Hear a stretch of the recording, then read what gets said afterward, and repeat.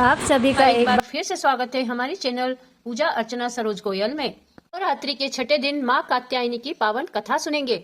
इस दिन माँ दुर्गा के कात्यायनी रूप की पूजा की जाती है। ऐसा माना जाता है कि माँ कात्यायनी की पूजा करने से व्यक्ति को अपनी सभी इंद्रियों पर काबू पाने की शक्ति प्राप्त होती है। पुरानी कथाओं के अनुसार माँ कात्यायनी ने ऋषि कात्यायन के घर जन्म लिया था। इसी कारण माँ दुर्गा का नाम कात्यायनी पड़ा। माँ दुर्गा के इसी स्वरूप ने महिषासुर नामक दानव का वध किया था। इसलिए माँ कात्यायनी को महिषासुर मर्दनी के नाम से भी जाना जाता है। पुरानी कथाओं के अनुसार माँ भगवती को पुत्री रूप में प्राप्त करने के लिए कात्यायन ऋषि ने कठोर तपस्या की थी। महर्षि कात्यायन की कठोर तपस्या से प्रसन्न होकर माँ भगवती ने उन्हें साक्षात दर्शन दिए थे। तब कात्यायन ऋषि ने माँ भगवती को अपनी मनोकामना बताई और बोला कि हे माँ, आप मेरे यहाँ पुत्री के रूप में जन्म लीजिए।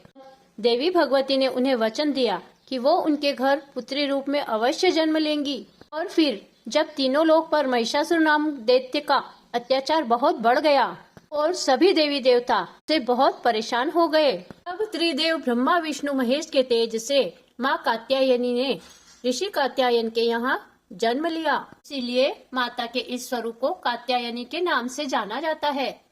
भगवान कृष्ण को पति के रूप में पाने के लिए ब्रज की गोपियों ने माँ कात्यायनी की ही पूजा आराधना की थी। की कृपा से सारे कार्य पूर्ण हो जाते हैं। ये वैद्यनाथ नामक जगह पर पूजी गई। माता कात्यायनी के जन्म के बाद ऋषि कात्यायन ने सप्तमी, अष्टमी और नवमी तीनों दिन माता कात्यायनी की विधिवत पूजा अर्चना की। इसके बाद दशमी के दिन माँ कात्यायनी ने महिषासुर का मर्दन करके उसे नष्ट कर दिया और तीनों लोगों को महिषासुर के अत्याचारों से मुक्त कर दिया। माता कात्यायनी का शरीर सोने की तरह चमकदार है। माँ कात्यायनी सिंह की सवारी करती है और इनकी 4 भुजाएं हैं। इन्होंने अपने एक हाथ में तलवार और दूसरे हाथ में अपना प्रिय पुष्प कमल लिया हुआ है। कात्यायनी के अन्य 2 हाथ वर मुद्रा और अभय मुद्रा में है। इनका गुण शोध कार्य है, इसलिए इस वैज्ञानिक युग में कात्यायनी का महत्व सर्वाधिक हो जाता है। कात्यायनी की पूजा करने के लिए सुबह मुहूर्त में उठकर स्नान ध्यान करके पवित्र हो जाएं। देवी की तस्वीर या मूर्ति को एक चौकी पर स्थापित कर दें। एक हाथ में पुष्प लें और माता के मंत्रों का जाप करें। फिर उस पुष्प को माता के चरणों में अर्पित करें। माता को लाल वस्त्र, 3 हल्दी की गांठें, पीले फूल आदि अर्पित करें। माता कात्यायनी को शहद का भोग लगाएं।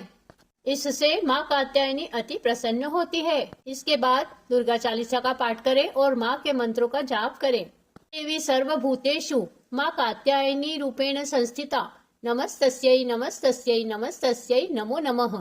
इस मंत्र का जाप करके माँ कात्यायनी की स्तुति करनी चाहिए। सच्चे मन से जो कोई माता की पूजा आराधना करते हैं, उनकी जीवन में आने वाली सभी बाधाएं दूर होकर उनके सारे मंगल कार्य पूर्ण होते हैं।